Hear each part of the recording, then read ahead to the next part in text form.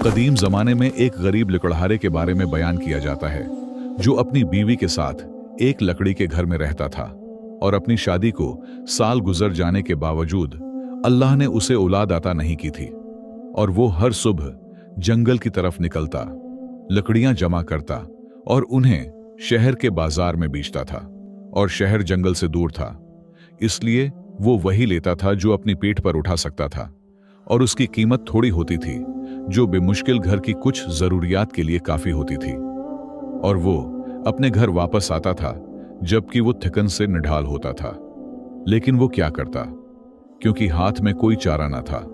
और एक दिन लकड़हारा जंगल की तरफ निकला और लकड़ियों का एक बड़ा ढेर जमा किया और उसे अपनी पीठ पर उठाने की कोशिश की, मगर वो न उठा सका। तो उसने उसे छोड़ दिया और जंगल में तलाश करता रहा, शायद वो किसी को पाले जो उसे उठाने में मदद करे।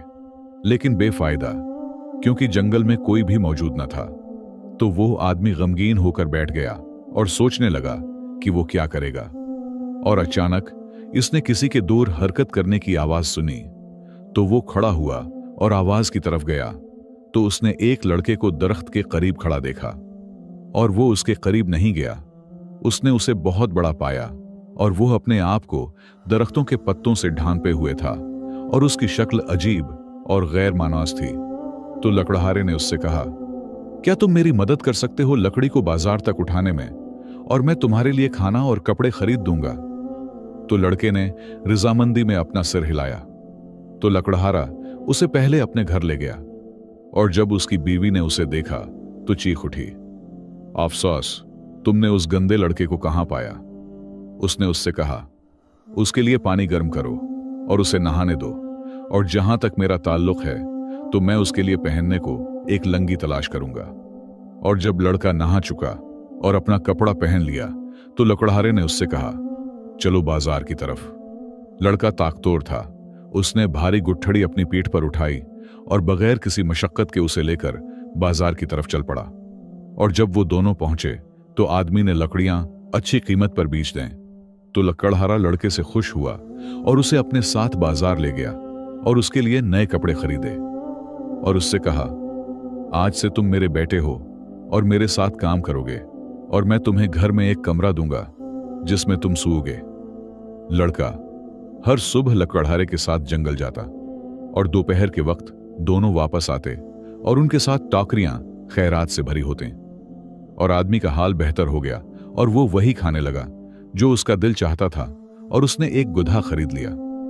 लेकिन जब भी वो लड़के से उसकी कहानी के बारे में पूछता, वो उसे कोई जवाब न देता और वो बहुत कम बोलता था। और गांव वालों को इस अजनबी लड़के की आदत हो गई और उसकी जसामत की वजह से वो उसे जंगल का दीव कहकर पुकारने लगे। और एक दिन सुल्तान की बेटियां बाजार की तरफ निकलें और लकड़हारा और उसका बेटा खड़े लकड़ियां बेच रहे थे। मुहाफिज आए और लोगों को मारने लगे, यहां तक कि वो दूर हट जाएं और बाजार सुल्तान की बेटियों के लिए खाली छोड़ दें। और लकड़हारा लड़के के साथ एक कोने में छिप गया। इसी दौरान सुल्तान की सवारी पहुंची और उसमें से चांद जैसी बेटियां उतरें जो जीवर और रेशम पहने हुए थीं और बाजार में घूमने लगें और अपनी चीजें खरीदने लगें। और लड़का उन्हें दौर से देख रहा था। और जब उसने छोटी शहजादी को देखा तो उसके हुस्न की शिद्दत से उसका होश उड़ गया और वो अपनी छिपने की जगह से निकल आया और उसकी तरफ लपका। तो मुहाफिज उसकी तरफ गए और उसे करीब आने से रोकने की कोशिश की, लेकिन वो उसे उसकी जगह से हिला न सके। और उन्होंने एक दूसरे की तरफ उसकी ताकत पर ताजुब करते हुए देखा। तो लकड़हारा तेजी से आया और उसे उसके हाथ से पकड़ा और उसे लेकर घर वापस आ गया। और जब लड़का घर वापस आया तो वो गमगीन होकर बैठ गया, शहजादी के बारे में सोचता रहा, और ना उसने खाना खाया और न पिया। बीवी उसकी हालत पर हैरान हुई और लकड़हारे से पूछा कि बाजार में लड़के के साथ क्या हुआ था। तो लकड़हारे ने उसे जो कुछ हुआ था सुना दिया। तो औरत हंस पड़ी और कहा, लड़के को सुल्तान की बेटी से इश्क हो गया है। और 2 दिन गुजरने के बाद भी उसकी हालत न बदली, बल्कि उसका गम, तन्हाई और खाने पीने से इनकार बढ़ता गया। तो औरत ने लकड़हारे से कहा, हम उसके साथ क्या करेंगे? क्या हम उसे छोड़ देंगे? तो लकड़हारे ने लड़के से पूछा, क्या तुम छोटी शहजादी को पसंद करते हो? तो उसने सर के इशारे से हाँ कहा। फिर उसने उससे कहा, और क्या तुम उससे शादी करना चाहते हो? तो लड़का मुस्कुराया और सर के इशारे से रजामंदी जाहिर की। तो लकड़हारे ने कहा, अल्लाह की कसम, ये मामला अजीब है, क्योंकि ये लड़का नहीं जानता कि ये लड़की सुल्तान की बेटी है और ये नामुमकिन है कि वो इससे उसकी शादी पर राजी हो जाए, क्योंकि अगर सुल्तान को मालूम हो गया तो वो हमें दोनों को कैद कर देगा अगर कत्ल न कर दे। लेकिन मैं उसे इस हालत में नहीं छोड़ूंगा और मैं जो कर सका करूंगा, क्योंकि लड़के ने हमारे साथ काम में कोई कमी नहीं की और जिस दिन से वो हमारे पास आया है हमारे हालात बेहतर हो गए हैं। और उसे राजी करने के लिए मैं सुल्तान के पास जाऊंगा ताकि उसे मालूम हो कि मैंने उसकी ख्वाहिश पूरी करने की कोशिश की है। और सुबह के वक्त लकड़हारा महल की तरफ गया और सुल्तान के पास दाखिल होने की इजाजत चाही। और जब वो सुल्तान के सामने खड़ा हुआ तो उसने उससे कहा, ए मेरे आका, मैं अपने बेटे गोले जंगल के लिए आपकी छोटी बेटी का रिश्ता मांगता हूं।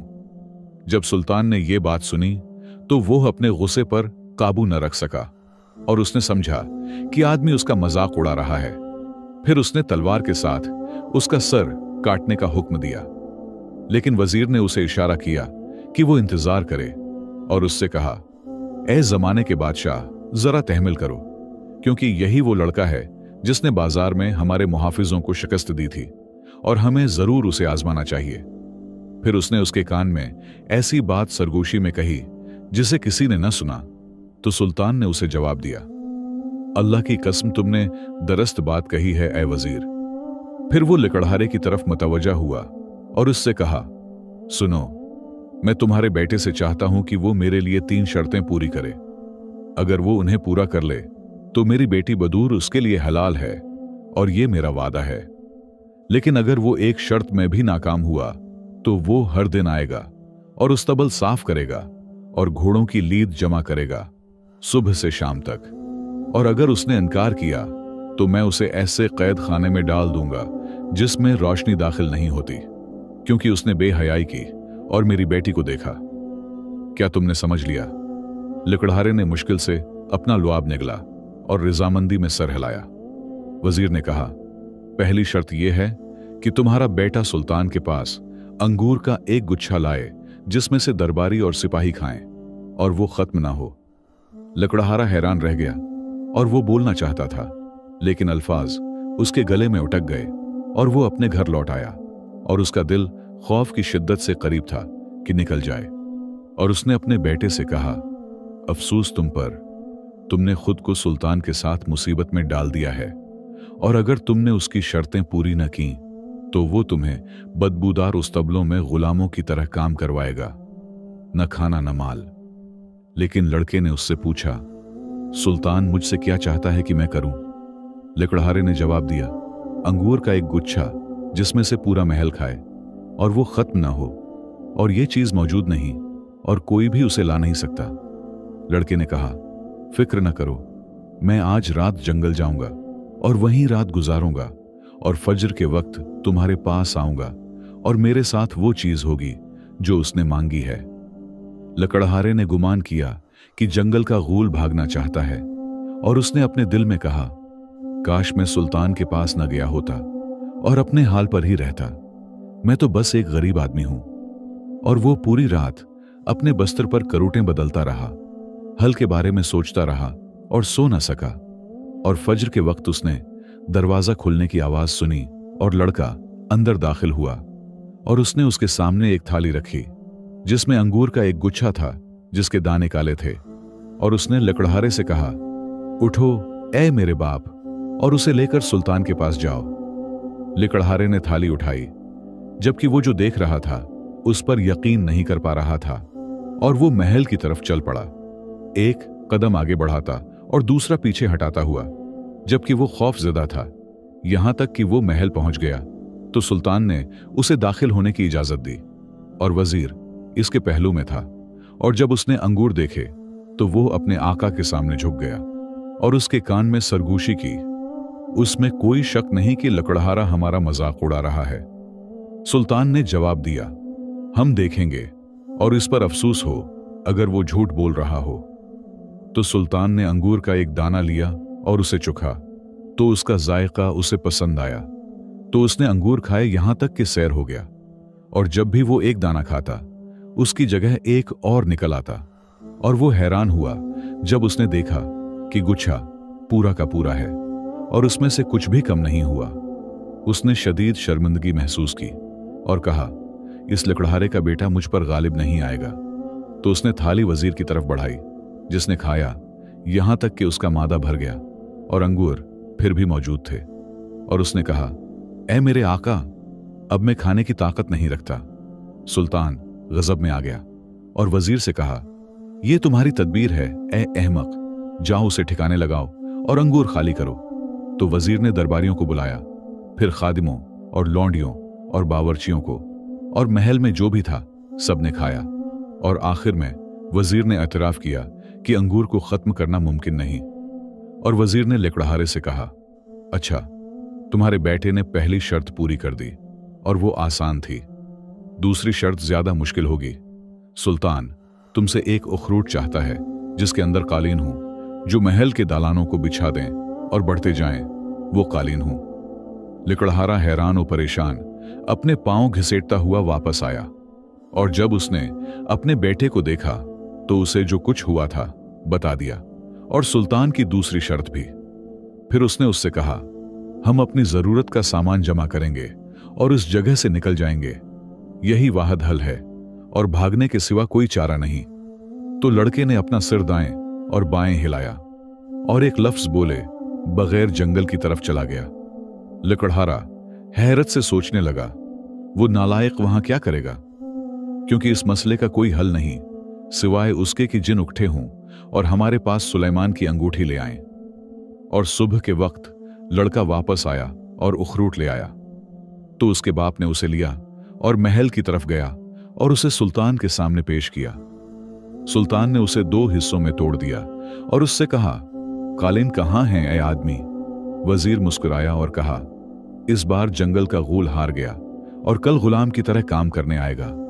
लेकिन लकड़हारे ने इखरूट में से ऊन का एक धागा खींचा और धागा निकलता रहा और आपस में लपटता रहा, यहां तक कि एक निहायत खूबसूरत सरख कालीन में बदल गया, जिसने तख्तगाह को ढांप लिया।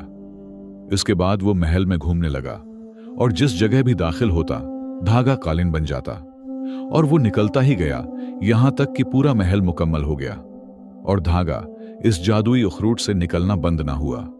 तो बादशाह के होश उड़ गए और उसने वजीर को बुलाया और उससे कहा, लगता है अब तुम किसी काम के नहीं रहे, तुम्हें उसे एक नामिकन शर्त देनी होगी और यह तुम्हारे ही फायदे में है, वरना मैं तुम्हारा सर काट दूंगा। क्या तुमने समझ लिया?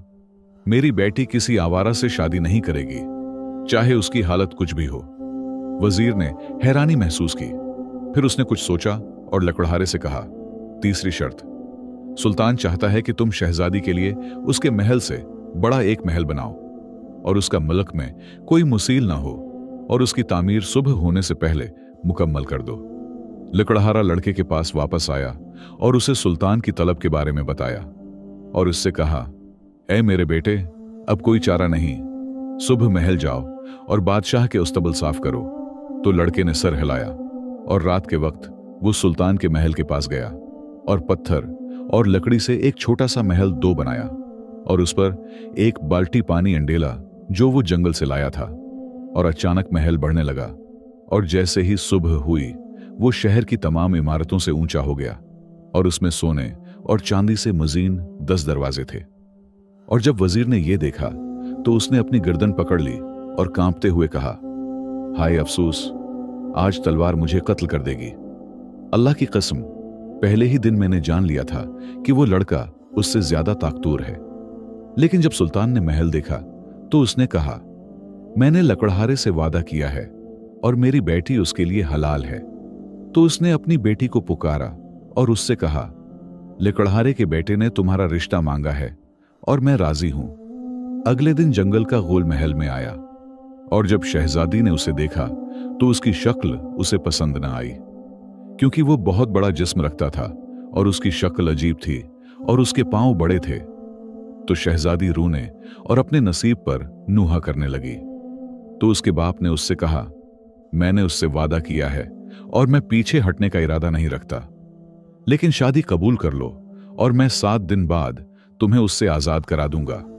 तो उसने अपने आंसू पूंछे और कहा, मुझे नहीं मालूम मैं ये सारे दिन कैसे इंतजार करूंगी। और शाम के वक्त एक शेख आया और उनका निकाह पढ़ाया और लड़के ने उसे एक गाड़ी पर बैठाया और उसे लकड़हारे के घर में अपने कमरे में ले गया। और जब वो अंदर दाखिल हुई तो उसने एक पुरानी चटाई और मोटे कितान की एक चादर के सिवा कुछ न देखा। तो वो बगैर खाने और पीने के एक कोने में बैठ गई, यहां तक कि सो गई। और आधी रात को शहजादी एक खूबसूरत आवाज पर जागी जो उसे पुकार रही थी। तो उसने खुद को शत्रमर्ग के परों के बस्त्र पर सूता हुआ पाया और इस पर रेशम की ओढ़नी थी और उसके पास चांद जैसे चेहरे वाला एक खूबसूरत नौजवान था। लड़की हैरान हो गई और उसने गुमान किया कि वो ख्वाब देख रही है। तो उसने नौजवान का हाथ हिलाया और चीखते हुए कहा, मैं कहां हूं और तुम कौन हो? तो नौजवान ने उसे इशारा किया कि वो प्रस्कौन रहे और कहा, यह राज मेरे और तुम्हारे दरमियान है, उसे किसी को न बताना, चाहे कुछ भी हो जाए। मैं शाला हूं, जिनों के बादशाह का बेटा। दिन में मुझ पर जादू होता है और मैं गूल बन जाता हूं और रात को अपनी असल हालत में लौट आता हूं। और अगर तुमने ये राज किसी को बताया तो तुम आज के बाद मेरा चेहरा नहीं देखोगी। क्या तुमने समझ लिया? शहजादी खामोश हो गई और इस खबर से खुश हुई और उसने राज को छुपा लिया। और सुल्तान रहा तो 7 दिन के बाद वो लकड़हारे के घर गया और उसने इरादा किया कि इस लड़के पर जादू का इल्जाम लगाए और शहजादी को इससे तलाक दिलवा दे। और जब सुल्तान दाखिल हुआ तो वो इस चीज पर हैरान रह गया जो उसने देखी। उसने अपनी बेटी को खुश देखा जबकि वो लकड़ियों पर अपना खाना पका रही थी। और जब उसने अपने बाप को देखा तो वो उसकी तरफ गई और उससे दरख्वास्त की कि वो उनके साथ खाना खाए। और उसने अपने बाप से कहा कि यहां सब लोग इससे मोहब्बत करते हैं और वो बहुत खुश अखलाक हैं और उसने उनसे भलाई के सिवा कुछ नहीं देखा।